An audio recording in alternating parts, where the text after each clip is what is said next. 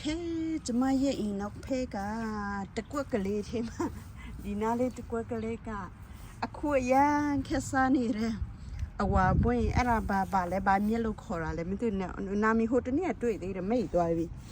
ဒီနားလေးတကွက်ကလေးကပန်းနေကြဟာရင်မြက်ကျမရဲ့စိုက်ခင်းရဲ့စကြမှာဒီမှာအဲ့နားလေးတကွက်ကလေးအများကြီးရှိတယ်ဒါပေမဲ့မတန်ဘူးမတန်တော့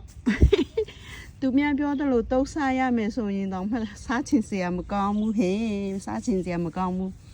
ယုံကလေးတွေလည်းချီလာပါထားဒီမှာယုံကလေးကလည်းချီလာပါထားသေးတယ်ပြတာကျမလည်းတသေးပါလို့ဒီမှာပပလေးတလန်လောက်ရှိမှထင်တယ်အကွက်လေးနဲ့အဝါလေးအရမ်းများနေတဲ့တကွက်ရှိတယ်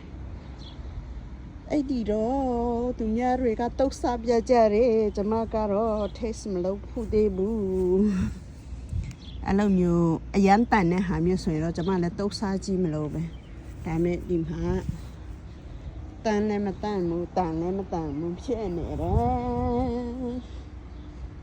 အဲ့ဒီနေ့တွေ့တယ်ဒီလား Facebook မှာလေဒီလိုအပွင့်ကိုလေမက္ကဆီကိုမှာတယောက်ကဒီလိုအပွင့်ကိုလေချွေပြီးတော့လေအချောက်လှမ်းနေအပွင့်တိတန်တော့သူကအချောက်လှမ်းနေအချောက်လှမ်းပြီးတော့မှသူကပလင်းထဲမှာတန်နေဘူးမှပလင်းထဲမှာထည့်ပြီးတော့မှအဲ့ဒါကိုသူက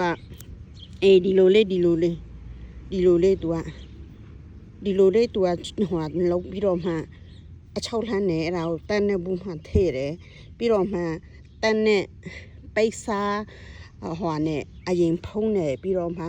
သူ့ရဲ့အဖုံးကိုနောက်ဆုံးမှဖုံးနေအဲ့လိုမျိုးနဲ့သူကထောင်ထားပြီးတော့မှနောက်ပိုင်းမှသူကအဲ့ဒီဟောက်တီးပုံစံနဲ့သူကပြန်သုံးတယ်ဒီလားတီးတွေတောက်တလို့မျိုးပဲသူပြန်ဟိုလောက်ထားတယ်တွေ့ရတယ်အပွင့်လို့လုပ်တဲ့သူတော့ကျွန်မဒီနေ့ပဲတွေ့တယ်ကြံနာတော့မြန်မာတွေရောမမာတွေရောလူမျိုးပေါင်းစုံတာ Facebook မှာအရန်ခက်စားနေတာလीနော်ဒီအပွင့်ကမကြခင်မှာအမေရိကမှာဒီမြက်ပင်အပွင့်ဝါတွေ